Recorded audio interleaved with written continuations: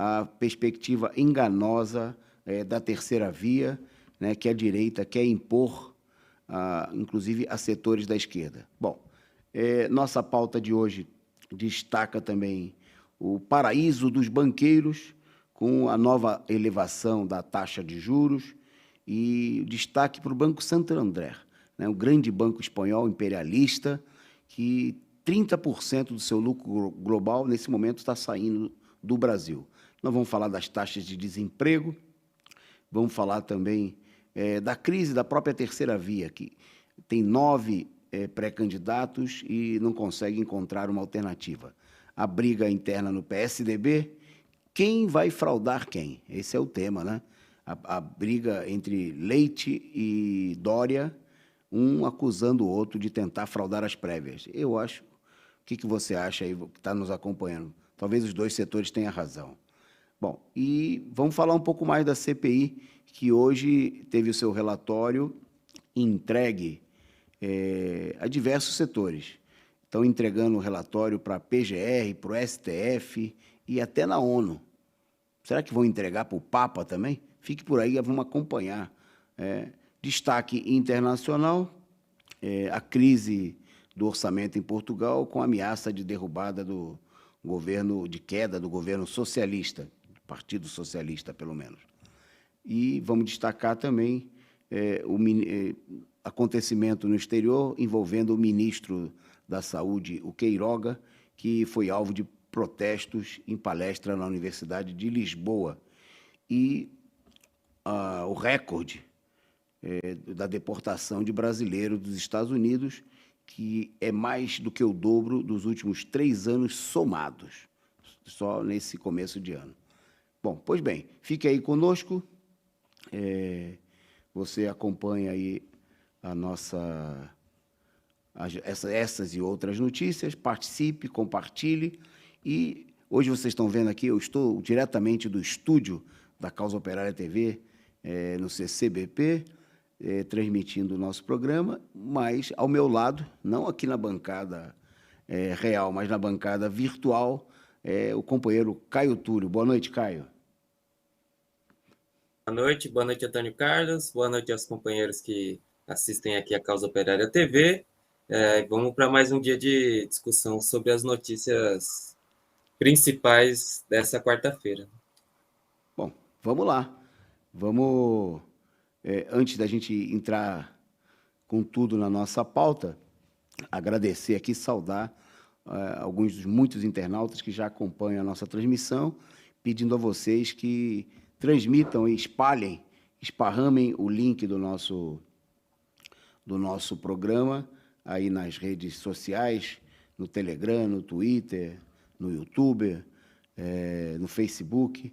Então, pedindo a você, chame o pessoal para deixar de assistir aí a Rede Esgoto, os demais monopólios da imprensa, que mentem a favor dos interesses do grande capital, e vir assistir esse, que é o Jornal da Noite, do canal que não tem rabo preso com os capitalistas, com os inimigos do povo. Um salve aí para a companheira Nilza Ramos, chegou por aqui já comentando o aniversário do presidente Lula, dizendo que ele está firme na paçoca, nordestino porreta. A Rosângela de Oliveira Bastos, mandando seu boa noite, saudando a todo mundo. O Weinstein Worker, eu acho que é esse, Weinstein Worker, Melo, perguntando se ainda dá tempo de assinar o manifesto. Sim e sim. Então, vamos falar daqui a pouquinho, quando a gente falar do manifesto, você pode acompanhar por aí. Nós vamos dar as dicas, se você que quer assinar, para como entrar em contato conosco. Um salve para o Walter dos Santos, para a companheira Ana Matos, o Osni Castro, que já chegou perguntando se a plenária que vai ser dia 6 e 7 e se todos podem participar. Sim, 6 e 7, e é aberta a todos interessados, e nós vamos falar no programa de hoje como você pode fazer para fazer a sua inscrição.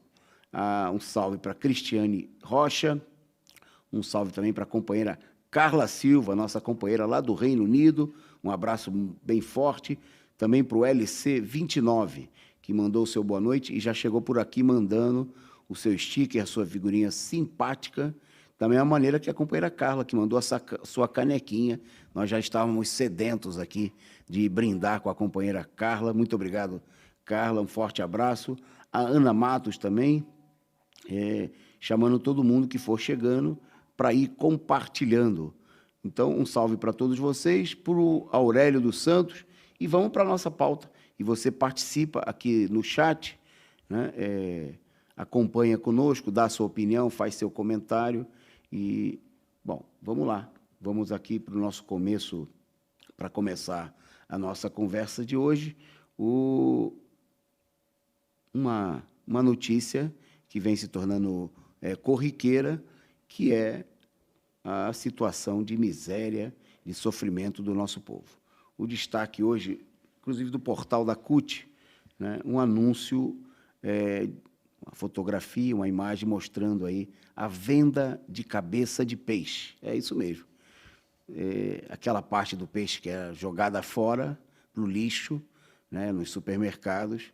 A maioria, quando a pessoa compra o peixe ou no supermercado ou nas peixarias, quando a pessoa compra o peixe para levar para casa, o peixeiro vai lá e limpa o peixe e a cabeça, muita gente que não quer fazer aquele pirão, né, joga fora. Nós estamos vendo aí os supermercados vendendo cabeça de peixe.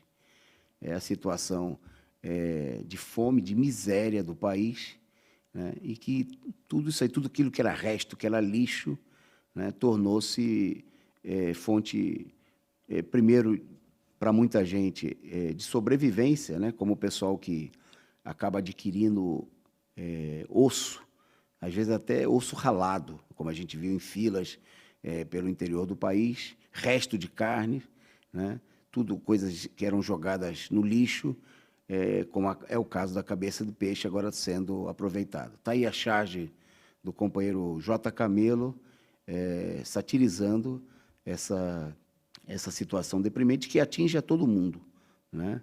Atinge, inclusive, aqueles setores da sociedade muito atrasados e muito pobres, né, que foram ludibriados, aí, que votaram, apoiaram e, eventualmente, até algum setor ainda apoia, infelizmente, não só o Bolsonaro, mas setores da direita responsáveis por essa situação, né? Porque não vamos...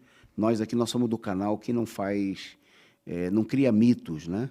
O Bolsonaro não é o único responsável, pelo contrário, né? Ele é apenas uma figura, dentre muitas, dentre outras mais poderosas, responsáveis por essa situação criminosa, né? Cuja responsabilidade é o conjunto da burguesia golpista, das grandes máquinas da direita que deram o golpe de Estado, né, para beneficiar o imperialismo e levar o país, a imensa parcela da população, a essa situação de fome, de degradação das suas condições de vida. Está aí, cabeça de peixe sendo vendido e, infelizmente, muita gente sem ter condições de acesso sequer à cabeça de peixe, né, para fazer um pirão, uma água com gosto de peixe, para dar de alimentar os filhos com farinha, com arroz, sabe-se lá o quê, o sofrimento, né, que o regime golpista está impondo a dezenas e dezenas de milhões de brasileiros, no momento que a gente tem mais de 120 milhões de pessoas em situação de chamada insuficiência alimentar, né, que nada mais é do que um nome bonito para fome, né, fome em diversos níveis, mas é a fome atingindo a maioria do povo brasileiro. Bom, antes da gente seguir na nossa pauta, queria destacar aqui, passar para o companheiro Caio, para falar um pouquinho, e já vamos aproveitar para fazer publicidade, da escola marxista, né? Caio, que participou no final de semana da escola marxista no ABC, lá em Santo André, e vai falar, tem curso esse final de semana do Mauá, dos professores, e qual a importância, Caio, dessa atividade aí de formação. Queria que você falasse um pouquinho para os nossos amigos internautas, aproveitar e fazer o convite para o pessoal participar das escolas marxistas que acontecem no próximo final de semana. Com você. Exatamente, Antônio Carlos.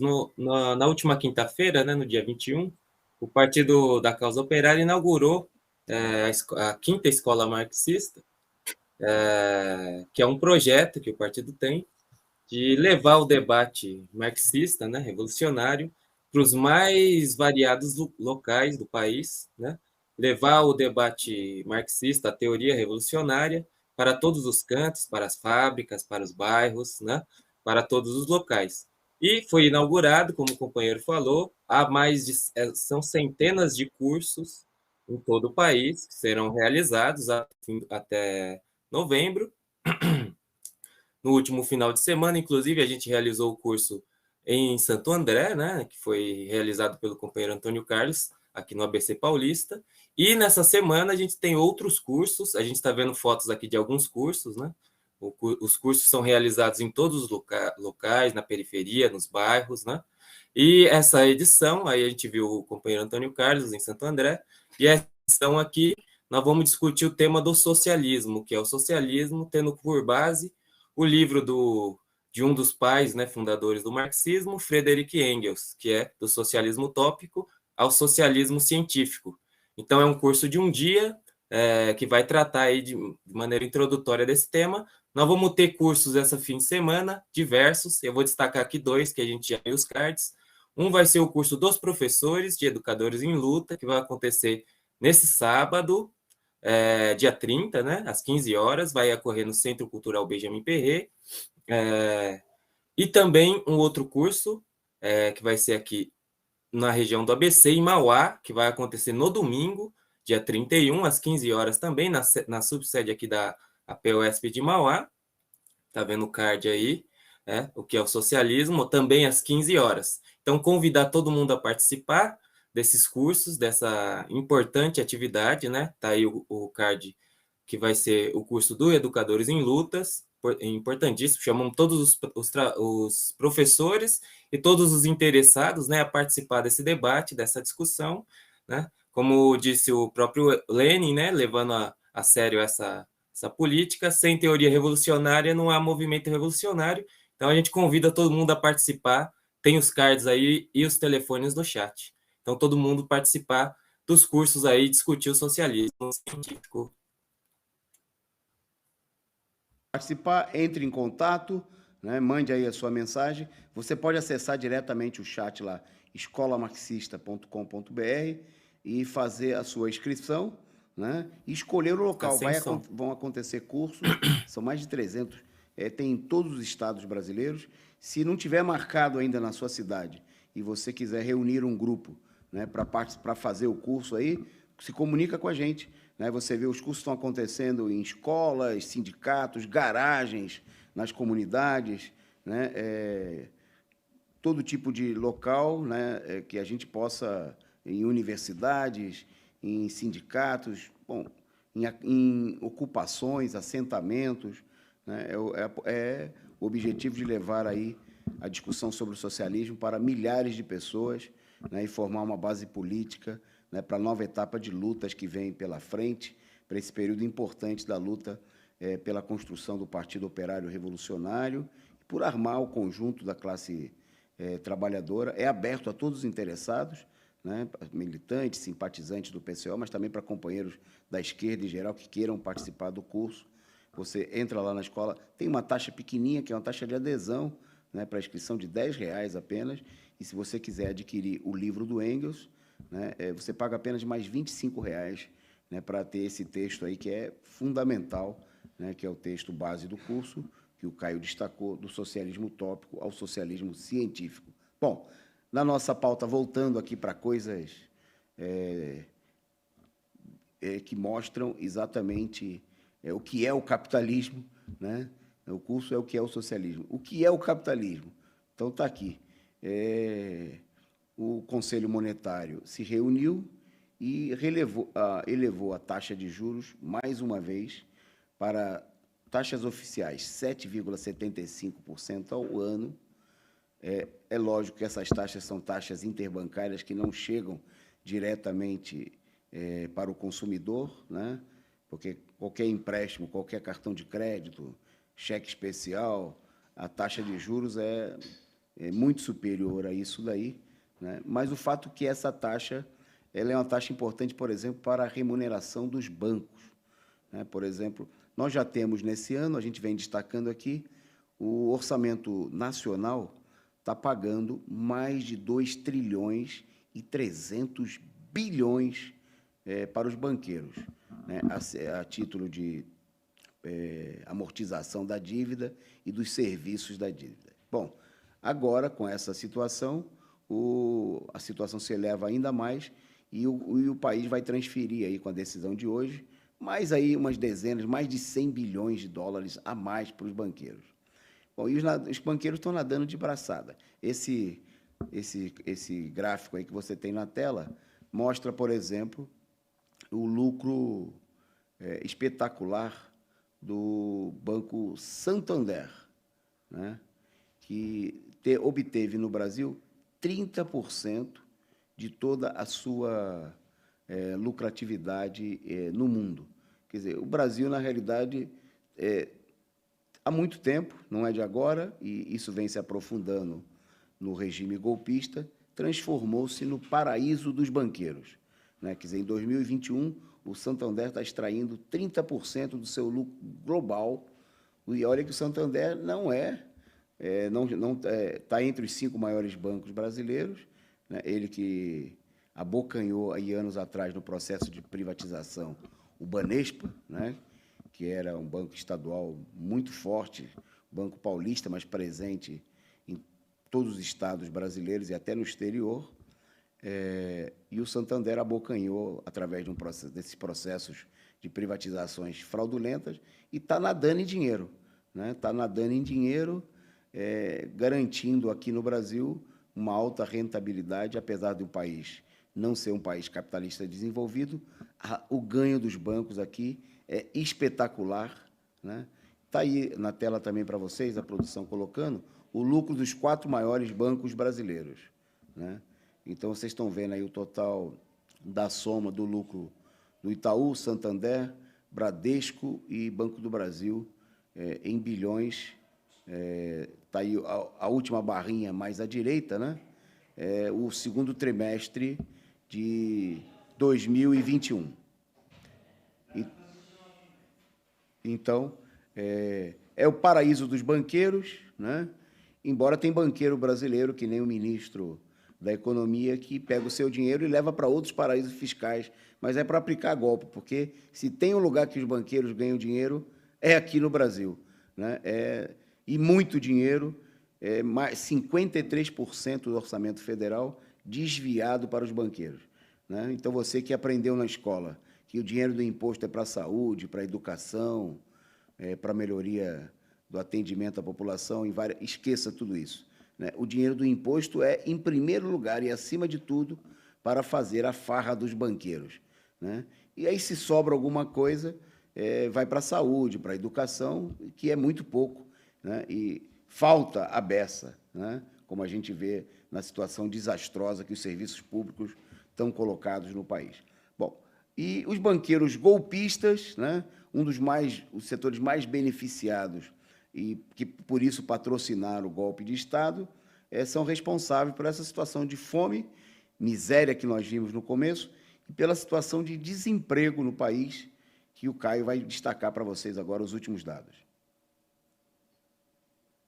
Justamente, né, falando agora da outra ponta, né, da sociedade, que é a situação dos trabalhadores, a gente teve aí a pesquisa do IBGE, que saiu hoje, né, Instituto Brasileiro de Geografia e Estatística, o PNAD, né, que é a Pesquisa Nacional por Amostra de Domicílios Contínua, saiu os dados hoje do desemprego. Os dados revelam aí que houve uma pequena queda, né, no percentual de desemprego em relação no trimestre que termina em agosto em relação ao trimestre anterior. Então, o desemprego marca, até agosto, né, marca 13,2%. Seria uma pequena queda, né, em relação ao trimestre que vai até julho, que era 13,7%. Né? O pico do desemprego foi justamente em janeiro, março de 2021, que foi a 14,7%. No entanto, essa pequena queda, ela tem uma outra característica, né? Que ela vem sendo puxada pelo emprego não formal, quer dizer, sem carteira assinada, que vem crescendo no país e bate recordes, né? No país nesse último período aí, nesse trimestre que terminou em agosto.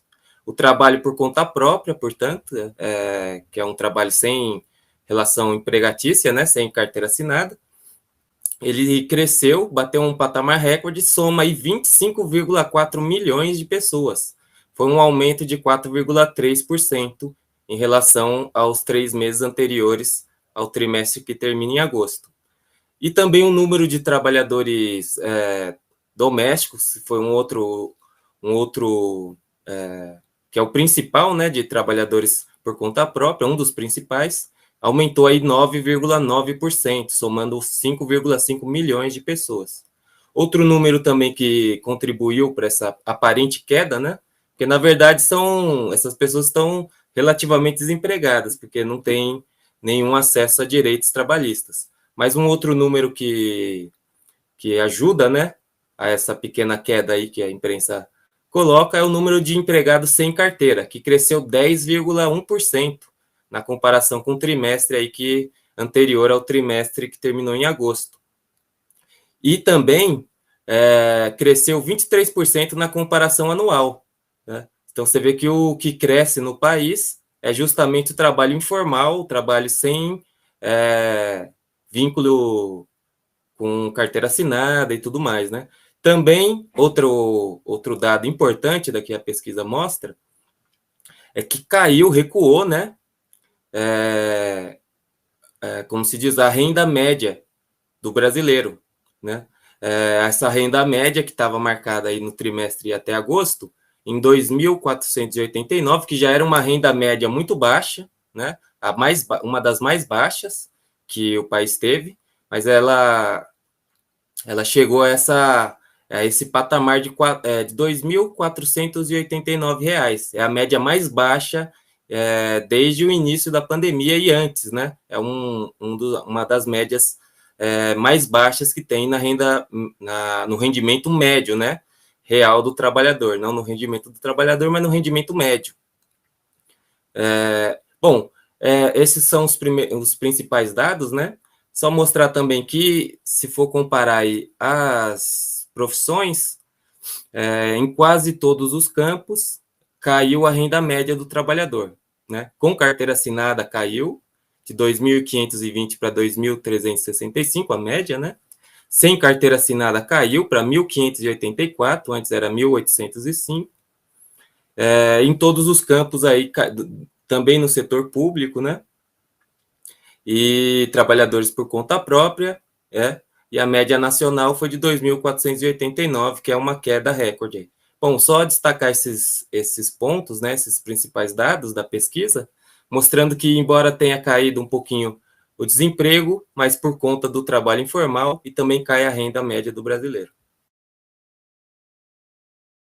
Na pauta, agradecer aqui ao companheiro Mário César pelo super sticker e pedir a você que nos acompanha, né, que siga aí o bom exemplo da Carla Silva, do Márcio César, do LC 29 e contribua. Ajude aí a sustentar, faça como a companheira Rosângela Barbosa também, que mandou aí o seu superchat. Eu acho que destaquei aqui, ela mandou aí com parabéns ao presidente Lula, vida longa, vamos juntos 2022. Então, a vocês que estão contribuindo aí com o nosso programa, com o nosso canal, muito obrigado. E você tem uma maneira que muitos companheiros aqui já o fazem, fundamental, de contribuir regularmente aqui com a Causa Operária TV.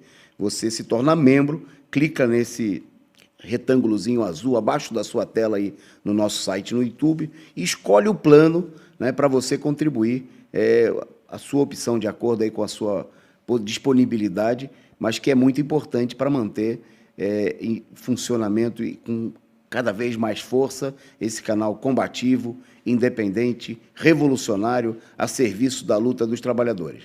Bom, vamos seguir na nossa pauta para a gente entrar agora no tema o tema central do nosso programa, né? Hoje, 27 de outubro, aniversário do ex-presidente Luiz Inácio Lula da Silva. E, bom, a gente queria aproveitar a oportunidade para a gente apresentar aqui, mostrar um pouco para vocês, falar um pouco da trajetória de Lula, né? Lula que hoje faz 76 anos, e no momento em que, mais uma vez, o ex-presidente é a grande liderança, é uma esperança do povo brasileiro na luta contra o regime golpista, né?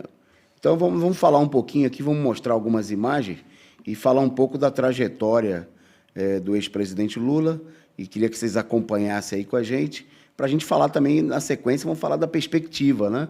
Vamos falar do problema da mobilização, vamos falar da plenária. Está aí o ex-presidente Lula, que hoje completa 76 anos, tem 2 datas de aniversário, tem toda aquela história, que era uma coisa comum no século passado, né? Quando as pessoas, às vezes, eram registradas muitos dias depois, às vezes até meses depois, como no caso do Lula, do seu nascimento, e aí consta na certidão uma outra data. Vocês viram a foto dele ao lado da irmã, aí já na escola, no Senai, né? O Lula aparece aí na imagem, o segundo da esquerda para a direita, com os colegas em frente ao Senai, no bairro Ipiranga, que ele frequentou entre 1962 e 1964. Né? Lula, que todo mundo conhece a história, né? Veio da família como migrante nordestino. Bom, aí já em 1969, o Lula na ponta da mesa, com essa camisa, a época devia ser muito bonita, hoje seria um tanto quanto estranha, né? Fora dos padrões de uso agora, da moda atual. Mas ele trabalhava na Vilares, na indústria de equipamentos, e tomou posse aí como suplente na diretoria do Sindicato dos Metalúrgicos. Já nessa foto agora, Lula toma posse na diretoria de 1975, né, quando ele torna-se membro efetivo da diretoria do Sindicato dos Metalúrgicos e vai se tornar presidente do sindicato. Eu faço só uma pausa antes dessa imagem aí para destacar, né, a gente não fazer mitologia.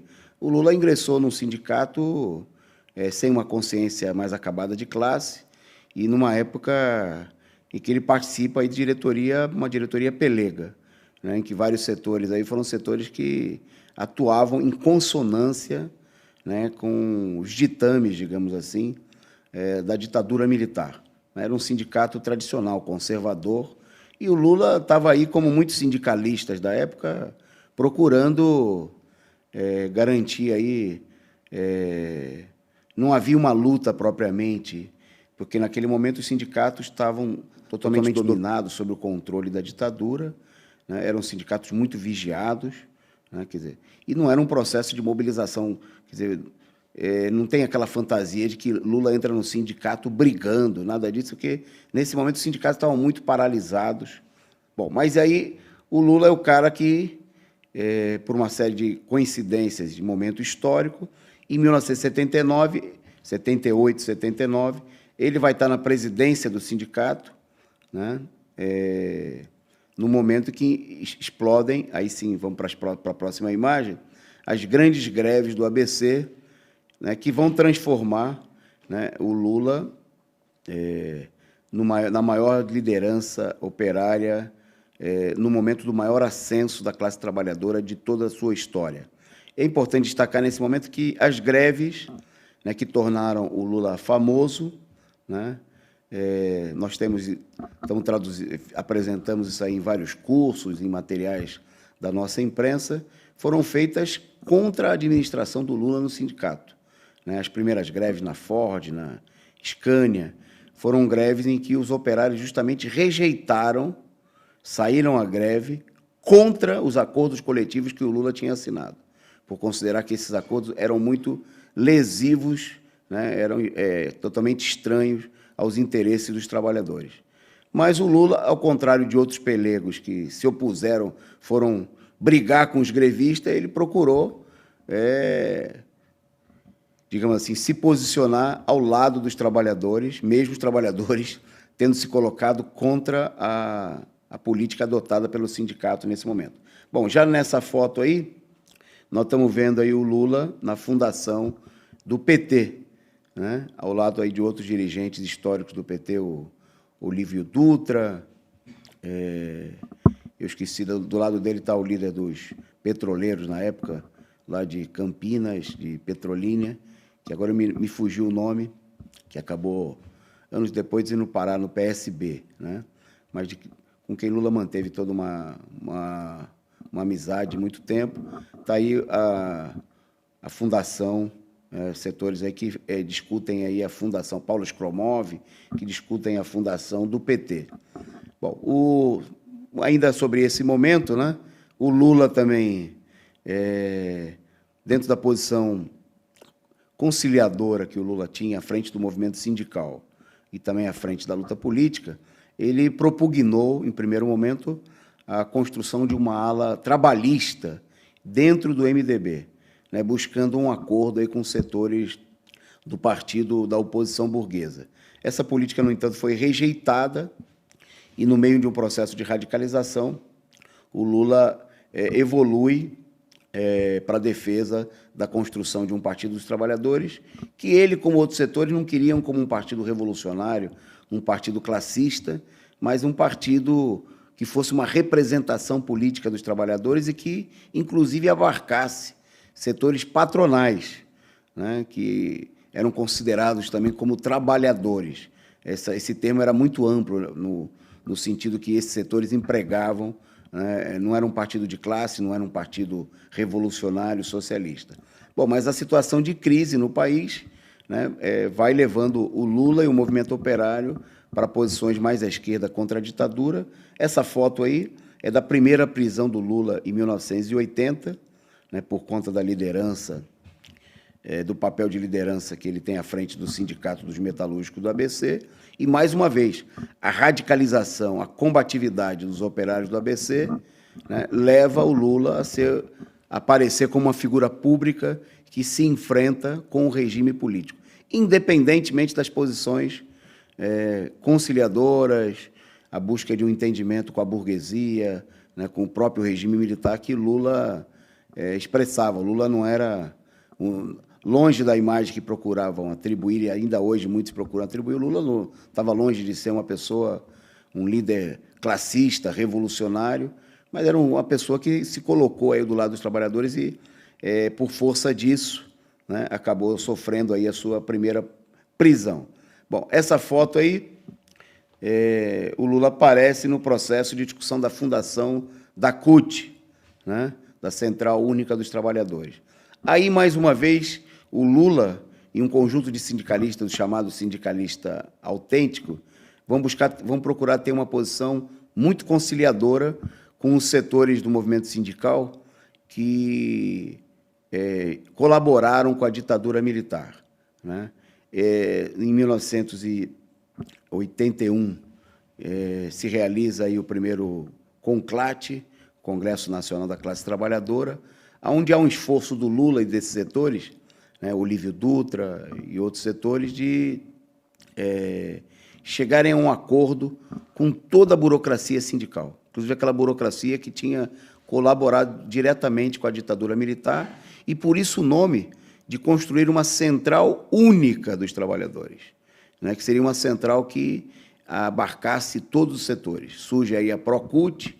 No entanto, né, o Lula defendia, junto com outros setores, que eram setores mais combativos, mais à esquerda, que essa central também desse voz, desse representação às oposições sindicais, aos representantes da base dos trabalhadores, né?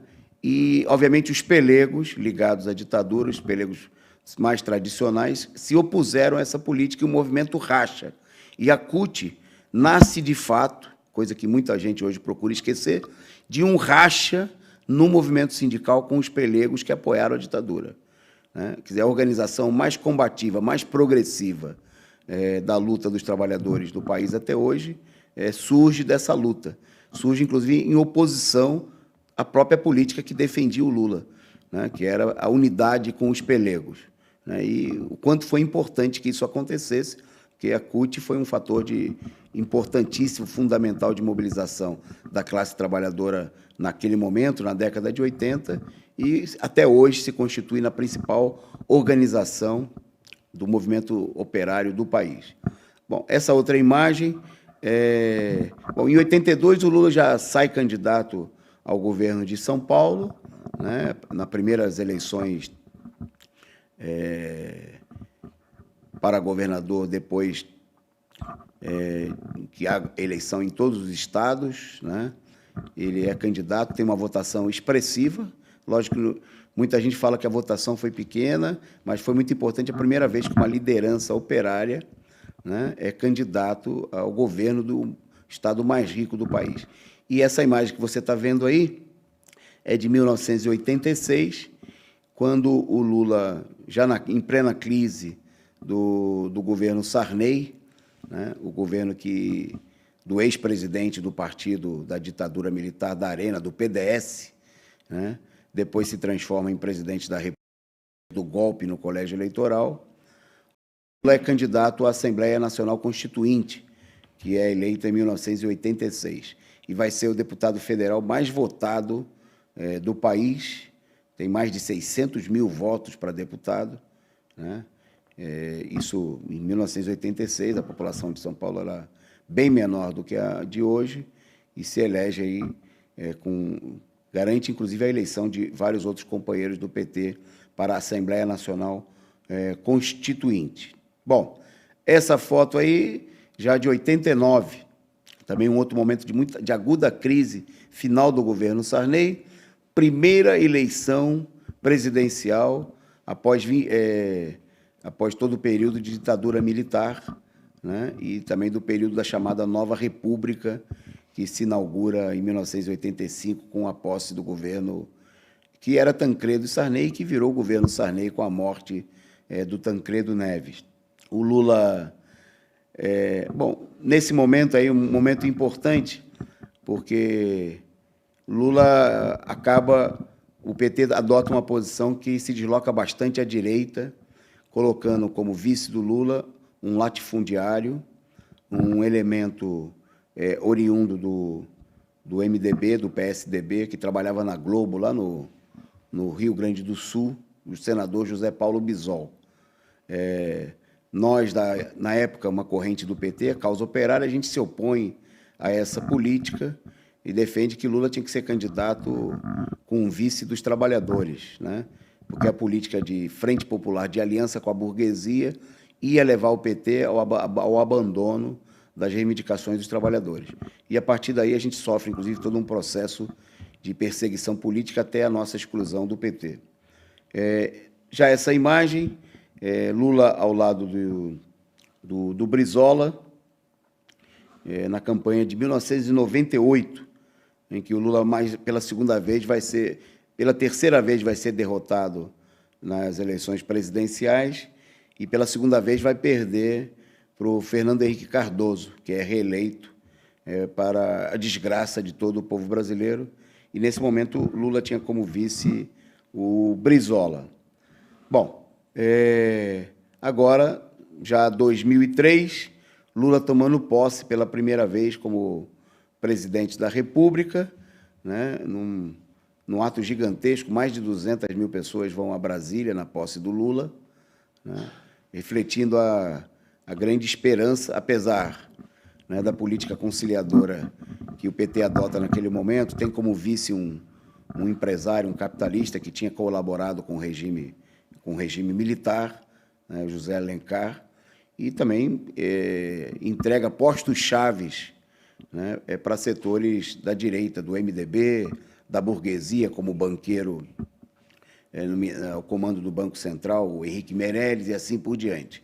Mas a popularidade, o apoio ao ex-presidente Lula é muito grande, o que vai se manter aí ao longo dos anos, né?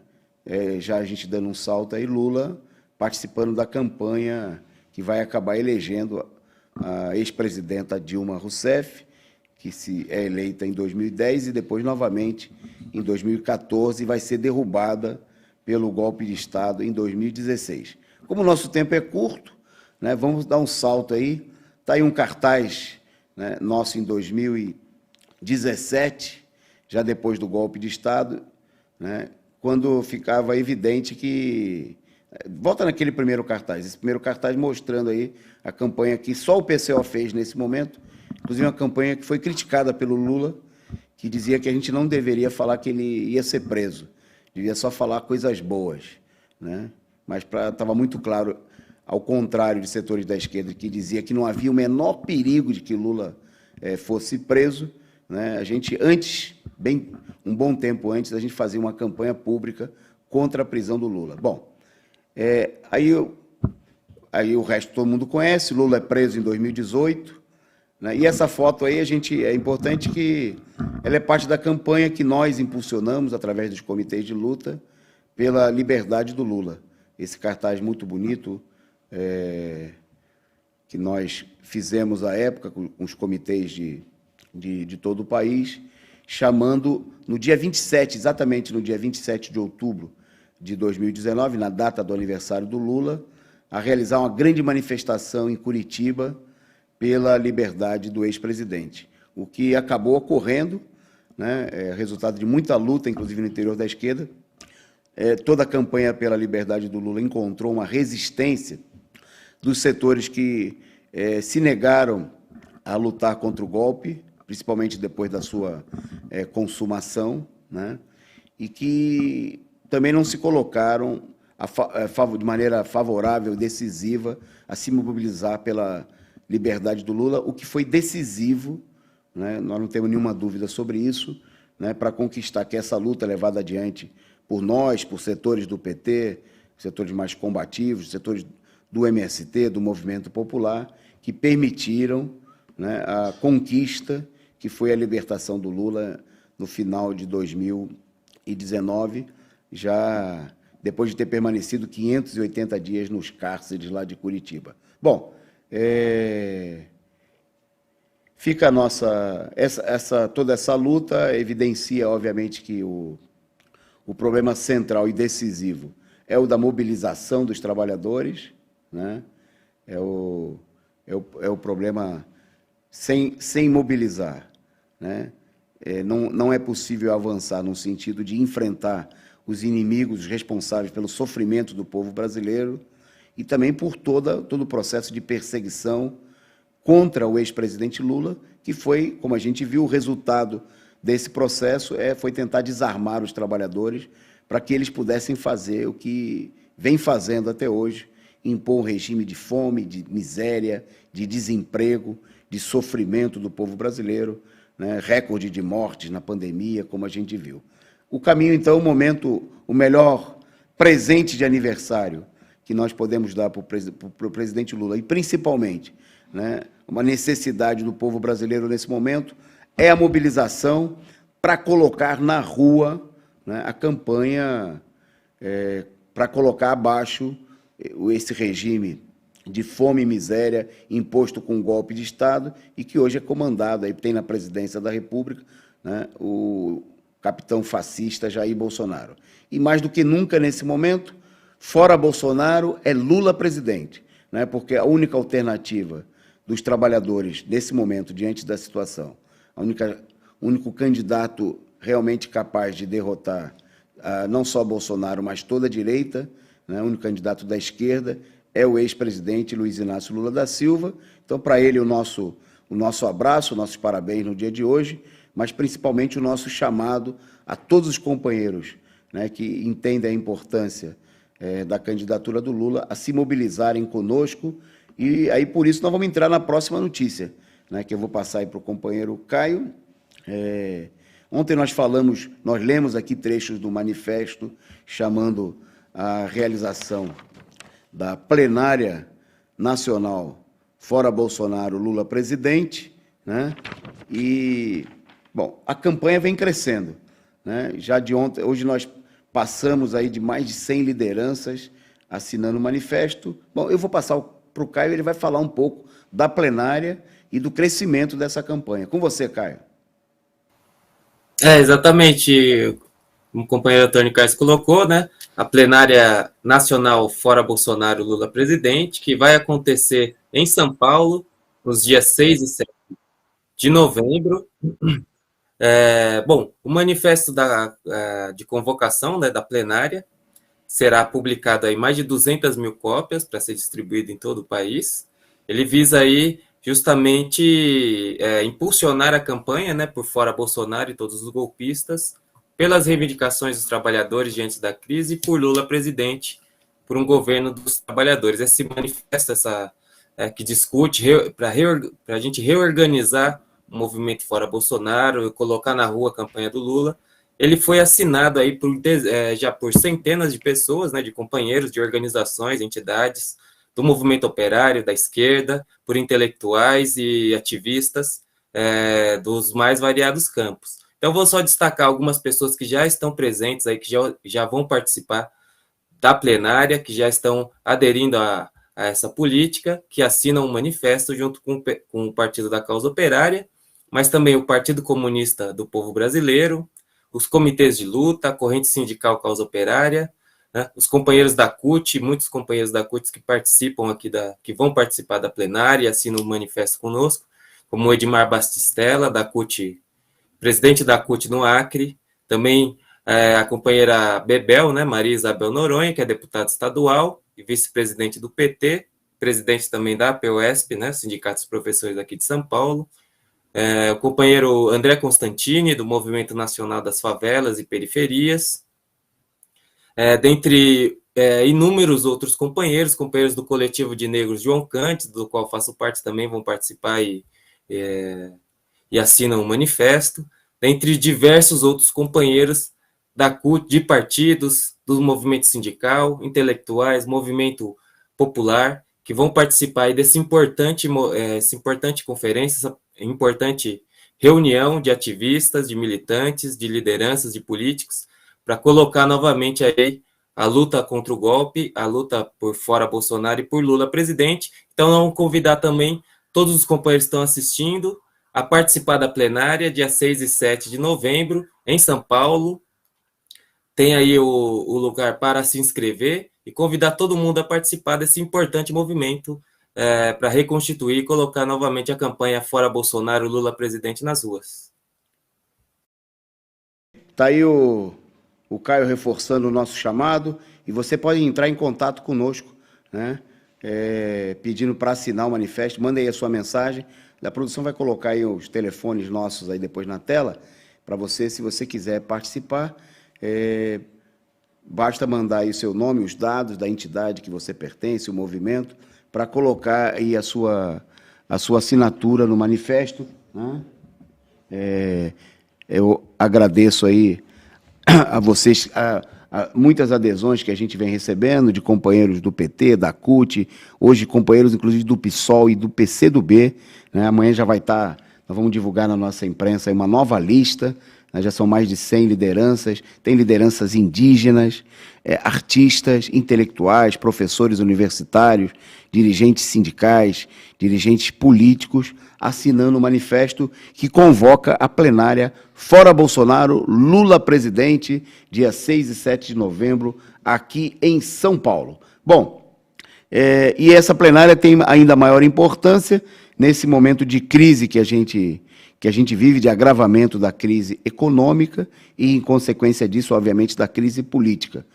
Prova disso é a corrida presidencial, que já tem, segundo a imprensa destacou hoje, inclusive, 11 pré-candidatos, né? Já são 11 os candidatos que postulam, e além do atual presidente ilegítimo Jair Bolsonaro, né, e do ex-presidente Lula, né, que está à frente aí, disparado nas pesquisas, mesmo com as manipulações comuns nas pesquisas eleitorais, né? Lula aparece aí em várias pesquisas, inclusive mostrando a possibilidade de ganhar as eleições no primeiro turno, mas a direita procura se reorganizar, né? Essa imagem legal aí é do site de apostas, Bet65, que então está mostrando aí na telinha que vocês têm na frente de vocês, quanto que se paga por aposta, aposta para quem vai ganhar as eleições em outubro do ano que vem. Né? Porque a moda do capitalismo e na internet é apostar qualquer coisa. Né? E essa moda que é mais comum até nos países da Europa, nos Estados Unidos, chegou aí, está pegando também aqui no Brasil.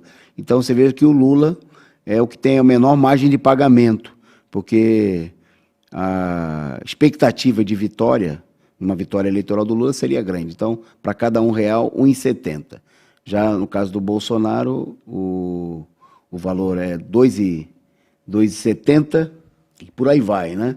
Há toda uma oscilação. O Ciro Coca-Cola Gomes, R$15, quer dizer, é muito difícil, né? Por isso que o pagamento é tão alto. Você pode apostar, veja o caso aí do Datena, R$101 para cada R$1 que você apostar, porque a chance de você jogar dinheiro fora é grande. Bom, no entanto, essa política das pesquisas, das apostas, visam, obviamente, criar uma influência, uma expectativa ilusória, né? Porque a eleição não vai ser um passeio.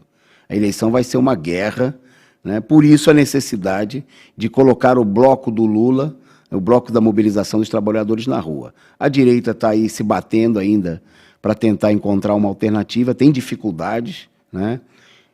Nesse momento, aparecem aí, está aí vocês estão vendo na tela de vocês aí, o ex-ministro da Saúde do Bolsonaro, Mandetta, do DEM, o Ciro Coca-Cola Gomes, o Dória, né, o João Dória, o vacinador, o farsante, o governador do Rio Grande do Sul, Eduardo Leite, né, o Bolsogay, né, que fez campanha, para fazer campanha eleitoral, se anunciou como gay, e na tela você tem aí embaixo também aparecendo aí o Pacheco, o Moro, o Datena, e mais à direita lá, a Simone Tebet, do MDB. Né? Todos eles aí se pleiteando como candidatos, além do candidato do Novo, que agora deixou de ser o Zema, ele anunciou que está desistindo da candidatura, e tem uma pequena disputa aí no interior do Novo, para ver quem vai ser. Na realidade, todos esses candidatos, a maioria deles são candidatos que estão procurando se colocar no mercado para uma negociação, né, na política de compra e venda de candidatos, para ver quem ajuda a montar um esquema eleitoral para derrotar o Lula. O próprio número de candidatos é significativo dessa política. Queria lembrar, por exemplo, o caso da eleição de 89, quase só em São Paulo tinha 10 candidatos, que era para esvaziar a votação do Lula. Né? Por exemplo, se cogita lançar aí mais de um candidato em Minas Gerais, que é um colégio eleitoral muito importante, né? Justamente para evitar que o candidato do PT faça determinadas composições que ajudem a ter uma votação muito grande e que poderia levar a uma vitória no primeiro turno. E por aí vai. É o jogo da política burguesa, reacionária da burguesia, né? E nós estamos... Nem é uma ilusão, né, acreditar que todos os golpes aplicados aí pela burguesia nos últimos anos, né, e essa semana nós tivemos aí as declarações do banqueiro do BTG, que deixaram claro que nem passa pela cabeça da burguesia, né, apoiar, ceder terreno aí, e que, se for preciso, eles vão se juntar, mais uma vez, em torno da candidatura do fascista do Bolsonaro. Bom, antes da gente seguir na pauta, agradecer aqui a companheira Edna Castro pelo superchat, ela que mandou uma mensagem: viva a luta, não há outra opção a não ser lutar contra esses golpistas e barões burgueses. Um abraço também, o nosso agradecimento ao companheiro Marlon Silva pelo superchat e a todo o pessoal que está participando aqui conosco, muita gente mandando mensagens aí de congratulações aí pelo aniversário do ex-presidente Lula, e gente também agradecendo aqui, saudando a nossa pequena homenagem, né, a nossa saudação de aniversário ao ex-presidente. Bom, na nossa pauta agora, rapidamente, falar no meio dessa disputa para ver quem é o candidato da terceira via, o candidato da direita, que a direita golpista quer emplacar contra o Lula, a disputa no PSDB. Nas prévias do PSDB, a pergunta é o seguinte: quem vai fraudar quem? E quem vai responder para vocês essa pergunta, será que ele vai responder? É o companheiro Caio Túlio. Exatamente. o governador de São Paulo, né, que está em Dubai, na Expo São Paulo, né, ele afirmou hoje, né, respondeu, na verdade, às críticas que ele vinha sofrendo dos seus adversários nas prévias do PSDB, que o pessoal quer ganhar no grito, né, segundo ele. Isso porque a ala que defende o Eduardo Leite, né, o Bolsogay, como foi dito, acusaram o João Dória de fazer uma fraude, né, de colocar aí 92 prefeitos e vice-prefeitos fora do prazo para se filiarem ao partido, para poder votar nas prévias, né, votar nele, evidentemente. E o pessoal reclamou dessa manobra do Dória, e o Dória falou que não tem nada a ver, que ele tá dentro da legalidade, né, no partido, e que é o pessoal que quer ganhar no grito. Então, tá aí estabelecido, né, a crise nas prévias do PSDB, e o presidente do PSDB, que está junto com Dória nesse momento, né, também em Dubai, viajando, Bruno Araújo, diz que ainda não tem a análise, né, para saber se foi feito legalmente ou não os 90 inscrições aí de prefeitos e vice-prefeitos para votar nas prévias. Mas, bom, a gente já sabe meio pouco o resultado, né? Porque ele está junto com Dória lá em Dubai.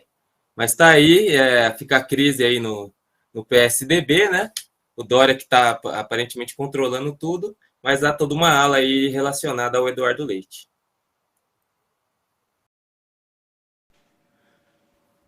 Ok. Voltou para mim aqui e eu agradeço aqui a companheira Cecília Maria pelo super stick, a figurinha simpática e contribuindo conosco aqui. E você fica aí a mensagem para você fazer como ela e tantos outros que contribuíram aqui ao longo desse programa. Acelerando aqui nos minutinhos finais, destacando aqui a questão da CPI, né? Depois da ilusão de que a CPI, os super-heróis da CPI, iam salvar o país do malvado Bolsonaro, como num filme de ficção. Agora, os homens, os cavaleiros da CPI, os farsantes, como o presidente, o Osmar Aziz, o Renan Calheiros, o relator, o vice-presidente, o Randolfo, agora tratam de procurar transferir, com a ajuda da Globo e outros órgãos da imprensa golpista, a ilusão de que tudo está na mão do Aras, do Procurador-Geral da República e do STF, que receberam hoje os relatórios finais. O resultado disso todo mundo conhece, vai terminar naquele prato tradicional da culinária italiana, do qual são vendidos mais de 1 milhão de discos aqui todo dia em São Paulo, que é a pizza, né? E é campanha eleitoral para a direita, por aí não há que se acreditar em nada, se iludir de que isso vai resolver absolutamente nada. O caminho é o caminho da mobilização dos trabalhadores. Bom, mas tem gente que não só acredita nisso, vende a ilusão, como transformou aí o relatório numa espécie de elixir para combater o Bolsonaro. E está levando aí esse relatório até para a ONU. Na ONU.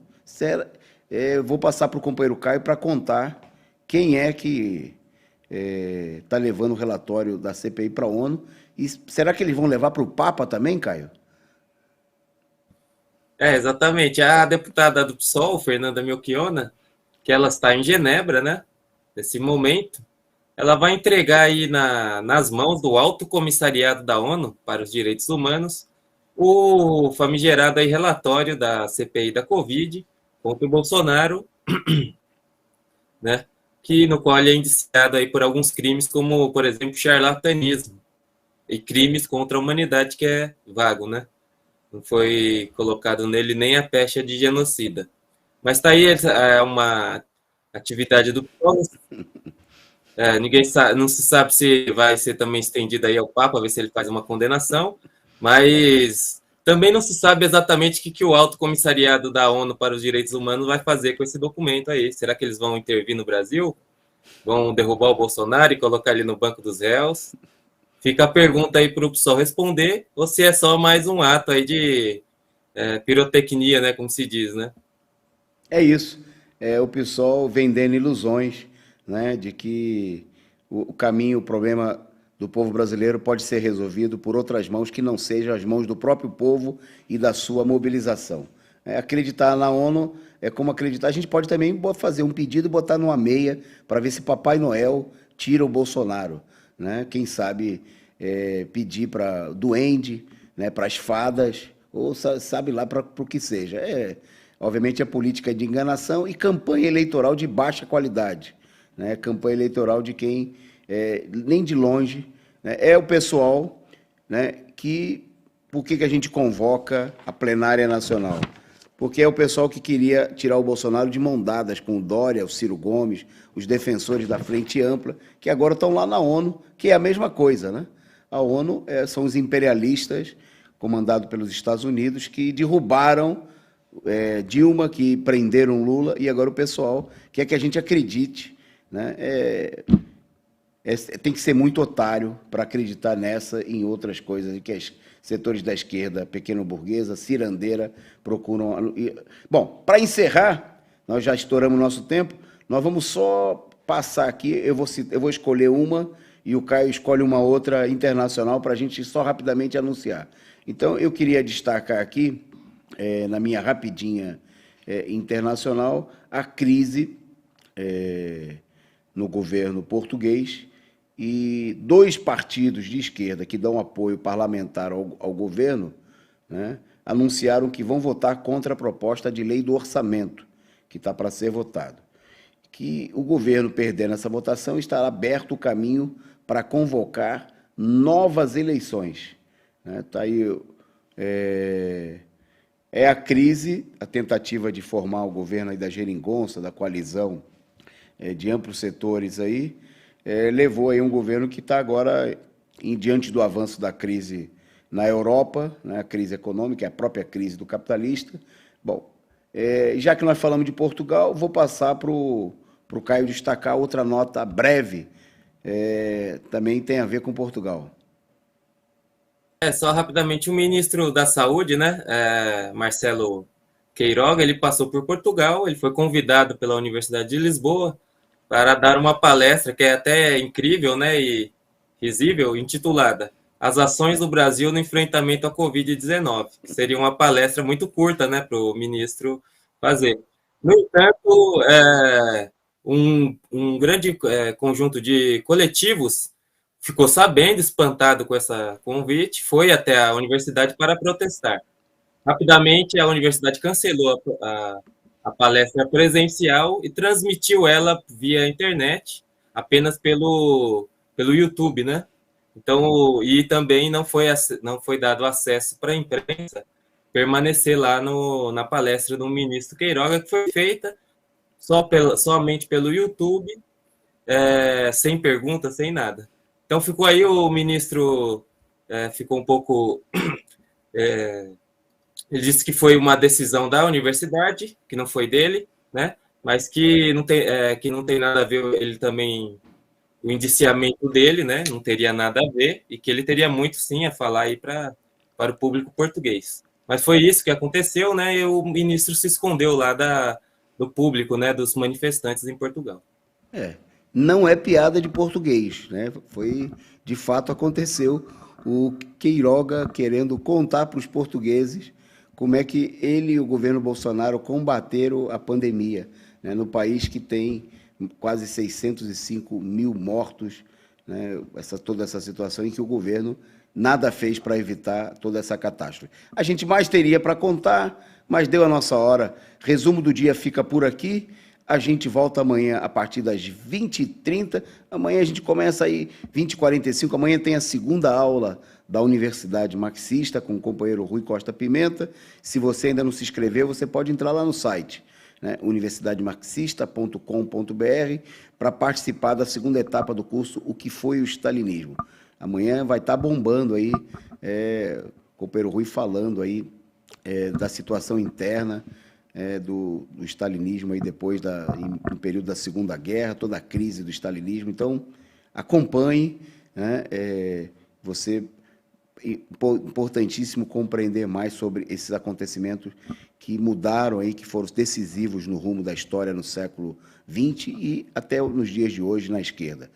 Gente, um forte abraço a todos vocês, muito obrigado aí ao companheiro Caio, a nossa produção sob o comando do companheiro Gabriel. Resumo do dia volta amanhã. Fique aí com a programação da Causa Operária TV, sem rabo preso com os patrões e com os golpistas. Forte abraço.